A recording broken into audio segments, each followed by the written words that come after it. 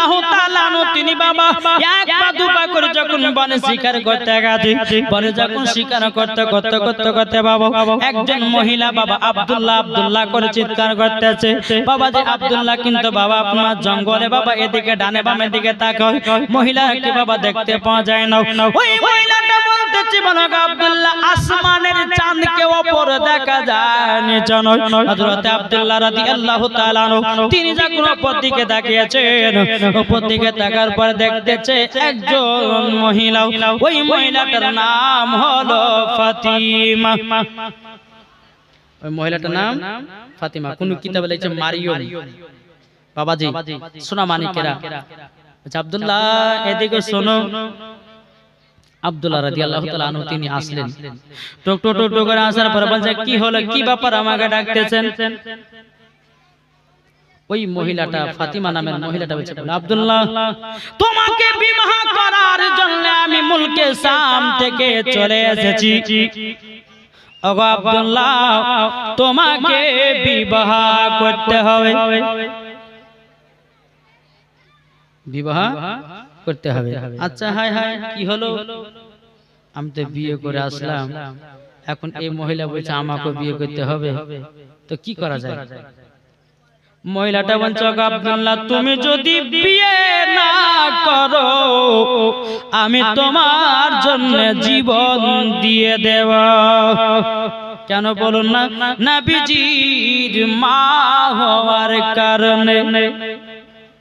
হ্যাঁ ঠিক না বাবাজি মুসলমান?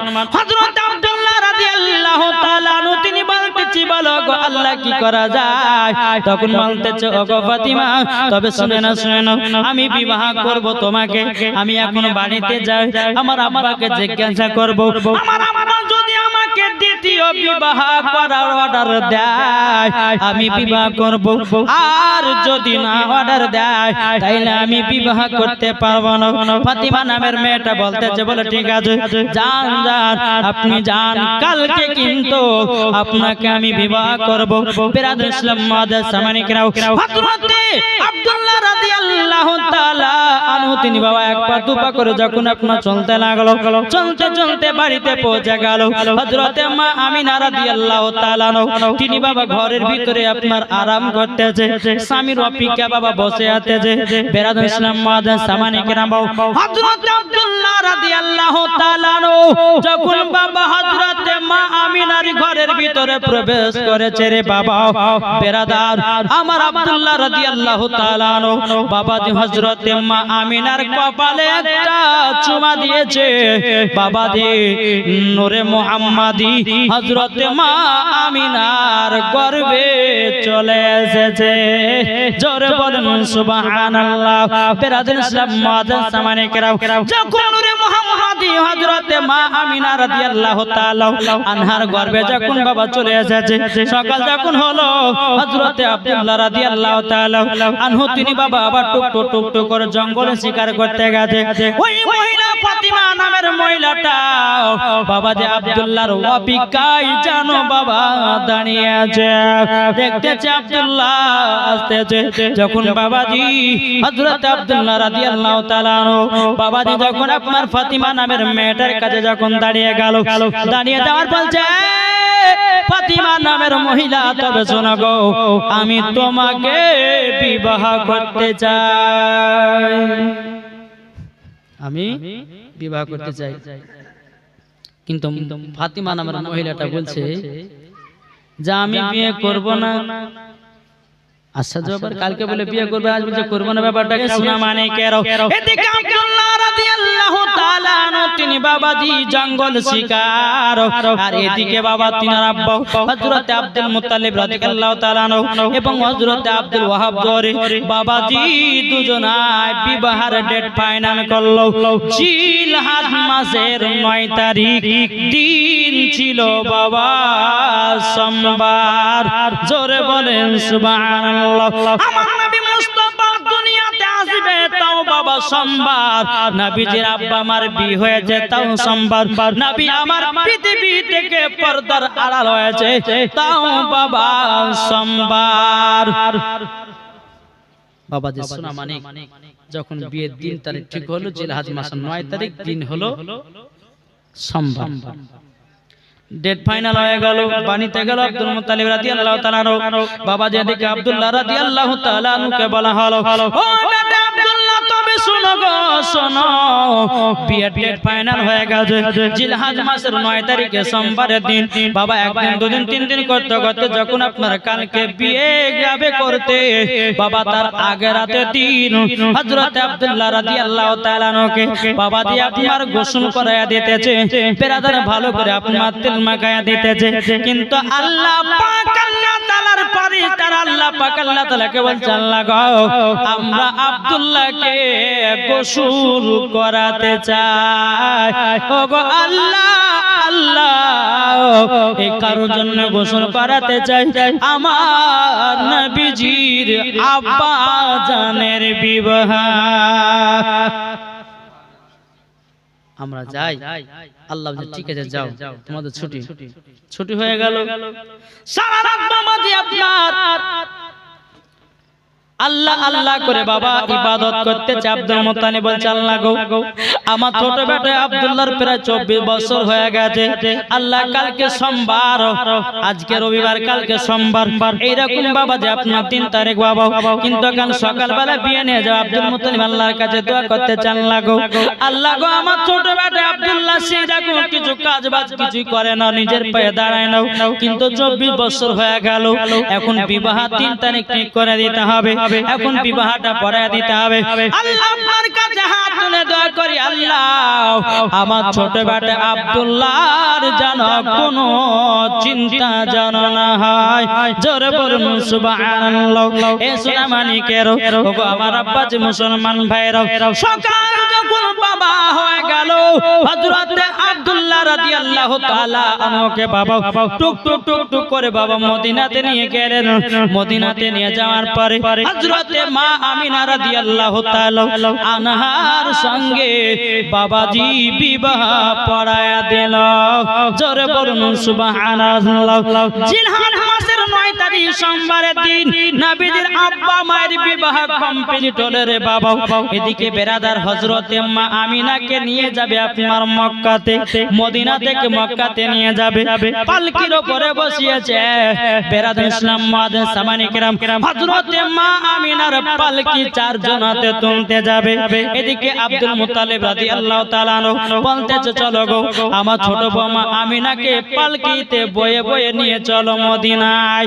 যেমনই পালকি তুলতে যাবে, এদিকে আব্দুল ওয়াহাব জোহরি বলতেছে, বলো গো আমার বিহাই আব্দুল মুত্তালিব, তবে শুনুন গো, আমার বিটি আমিনার, আমার বিটি আমিনার এমন 4 জনা পালকি ধরবে, জীবন কোনো তাদের গুনাহ নাই, তারাই আমার বিটির পালকি ধরতে পাবে।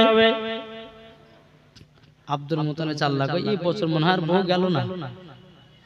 আব্দুল মুত্তালিব মনে হচ্ছে এই বছর আর বউ মনে যাবে না। এরকম ব্যক্তি পাবো কোথায়? এমন কোন মানুষ আছে যে গুনাহ করি না আমরা? কি গো, কেউ বলতে পারবে যে আমি জীবনে কোনো গুনাহ করিনি? কেউ আছে? কোন ব্যক্তি আছেন? রাত হলে গুনাহ, দিন হলে গুনাহ, রাস্তায় চলতে গুনাহ, মোবাইলে কথা বলি তাও গুনাহ, গুনার উপর গুনাহ করতে থাকি। তাইলে বলুন, হযরতে আব্দুল ওয়াহাব জোহরি বলতে চায়, আব্দুল মুত্তালিব আমার বেটি আমিনার পালকি ওই 4 জনাতে ধরবে, জীবন কোনো তাদের গুনাহ নাই। আব্দুল মুত্তালিব মনে মনে চিন্তা করে, হায় রে হায়, এই বছর বউ বোধহয় আর মদিনায় যাবে, মক্কায় যাবে না। এইরকম মানুষ কোথায় ধরে পাবো? আল্লাহ বলতেছেন, এই ইসরাফিল, মিকাইল, ইসরাইল, জিবরিল আমিন, তোমরা মানুষ রূপ ধারণ করে যাও আর হযরতে মা আমিনার পালকি নিয়ে গিয়ে মক্কাতে পৌঁছে দাও। জোরে বলো নারে তাকবীর, নারে রিসালাত, মাসলাকে আলা হযরত, পীর কা দামান, ওলি কা দামান। জোরে বলেন সুবহানাল্লাহ। 4 জন ফেরেশতা মানুষের রূপ ধারণ করে চলে আসে। হঠাৎ করে বলছে, গো আমরাই হলো 4 জন ব্যক্তি, আমাদের জীবনে কোনো গুনাহ নাই। আরে কোথায় বাড়ি? বাড়িগুলো কিন্তু বলছে না।